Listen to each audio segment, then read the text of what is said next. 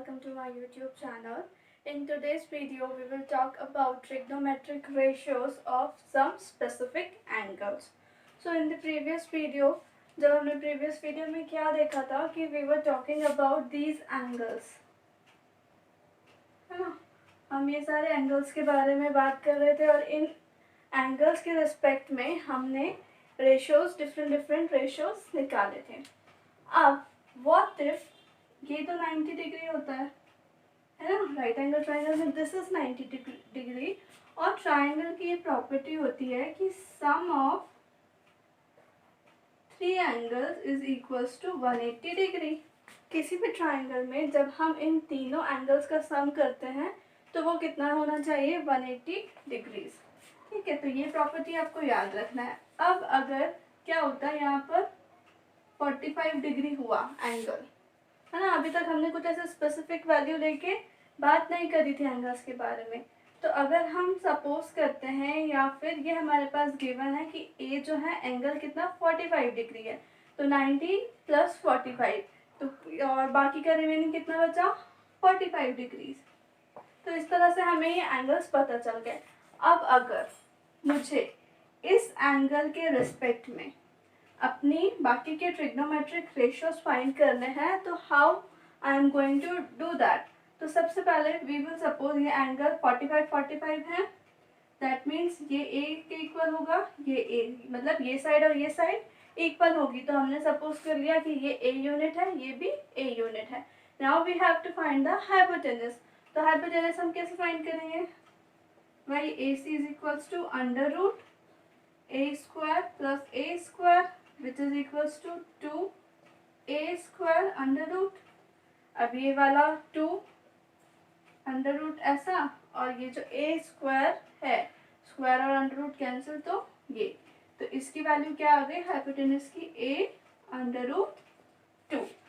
अब हम इसके रिस्पेक्ट में एंगल a के रिस्पेक्ट में जो कि है 45 डिग्रीज, तो साइन की वैल्यू अगर हम निकालते हैं साइन ए या साइन 45 डिग्री, तो ये क्या होती है साइन का, perpendicular upon hypotenuse. Angle A के रिस्पेक्ट में परपेंडिकुलर कौन सा है, opposite side, which is equals to B C, और हाइपोटेनस है ए सी. बी सी की वैल्यू है ए और ए सी की वैल्यू है A root 2. This A get cancel and we get 1 upon root 2. तो इस तरह से हमारे पास क्या आ गई, साइन 45 की वैल्यू आ गई 1 अपॉन रूट 2. तो ऐसे ही अगर हमें कॉस फाइंड करना है तो कॉस 45 डिग्रीज हम फाइंड कर सकते हैं. कैसे, बेस होता है तो that is A upon A root 2. तो आंसर क्या आएगा, सेम 1 अपॉन रूट 2. ठीक है, सो ये हमें इस तरह से we can find the ratios. So अगर अब आप यहाँ पर देखोगे ये, तो हमारे पास ट्रिग्नोमेट्रिक रेशियोज के लिए ये कुछ एंगल्स हैं जिन्हें हम जनरली सॉल्व करते हैं किसी भी प्रॉब्लम्स में. तो वो एंगल्स हैं 0 डिग्री, 30 डिग्री, 45, 60 एंड 90 डिग्रीज का. सो अब आपको ये साइन कॉस टेन, फिर कॉसेक के लिए भी होते हैं, cosec A, then sec A and then cot A. तो इन सब के रिस्पेक्ट में आपको फाइंड करने पड़ेंगे. मतलब ये सारे जो एंगल्स हैं सिर्फ यही यूज आते हैं हमारे क्या प्रॉब्लम सॉल्व करने में. तो देखते हैं इसे हम कैसे सॉल्व कर सकते हैं. इनकी डिग्रीज हम कैसे याद कर सकते हैं, क्योंकि हमेशा ये तो पॉसिबल नहीं होगा कि आप हर एक ट्राइंगल ड्रॉ करो फिर उस पर्टिकुलर एंगल के करस्पॉन्डिंग आप बाकी की वैल्यूज या बाकी के रेशियोज को फाइंड करो. तो सबसे पहले हम क्या करते हैं, साइन के लिए ये जो वैल्यूज हैं उसके लिए देखते हैं कि हमारे पास साइन 0 की वैल्यू क्या होती है. तो जैसे कि हमने देखा था सेम अभी जो मेथड देखी थी उस मेथड से हम बाकी के ये वाले जो एंगल्स हैं वो फाइंड कर सकते हैं. तो साइन 0 की वैल्यू होती है हमेशा 0, देन होता है 1/2, then comes 1 upon root 2. Sine 45 अभी हमने देखा था वो अपना 1 अपॉन रूट 2 ही आया था. Then 0, 1/2, 1/√2, root 3/2 and here it will become 1. Sine 90 क्या होता है 1. तो सिर्फ आपको ये पूरा चार्ट याद करने की ज़रूरत नहीं है, only you have to remember the values of sine. Sin 0 is 0, then 1/2, 1/√2, √3/2 and then 1.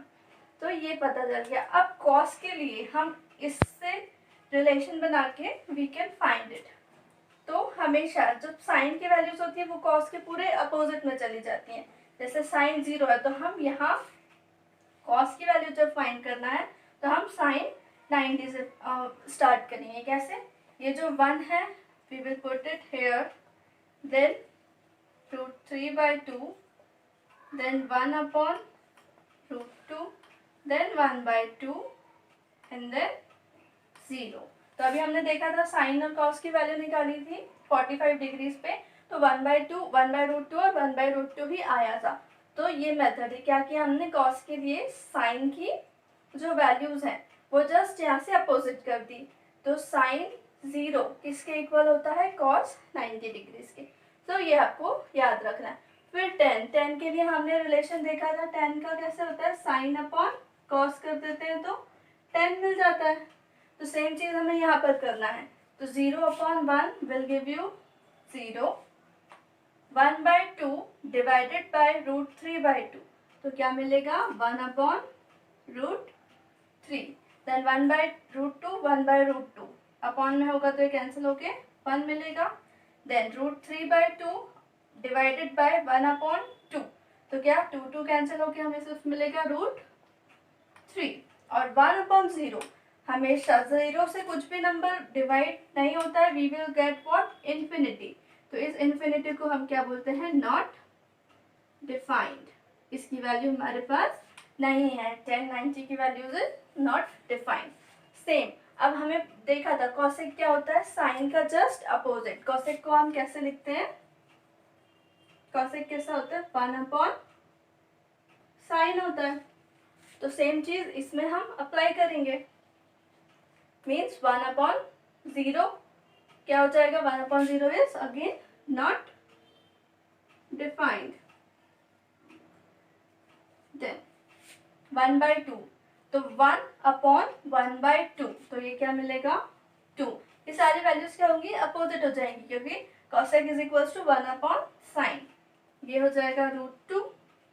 This is √3/2 तो ये इनवर्स होकर क्या हो जाएगा? 2/√3 and this is 1. 1/1 is 1. Now sec होता है किसका अपोजिट?